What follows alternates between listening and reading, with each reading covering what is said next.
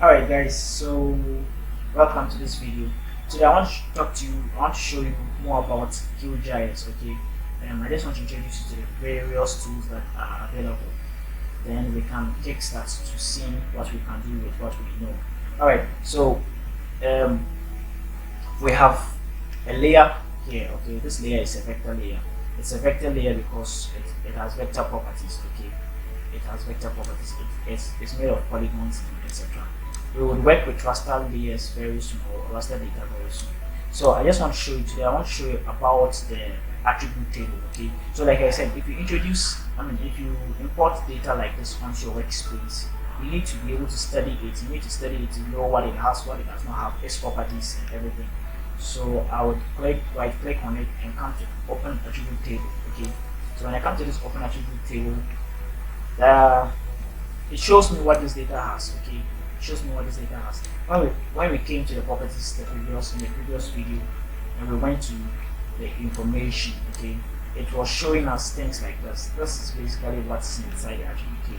The fields, okay. Usually columns are called fields, okay. So it shows us the fields. It shows us the area for each polygon, the perimeter for each polygon, the ID for each polygon, the caption, okay, what the polygon is called or its name, then the style. Anyways, usually all these fields would be determined by the one taking the data and the purpose for which the data is taken. Alright, there are a lot of things you can do about, or you can study about the data just from the attribute table. You can tell,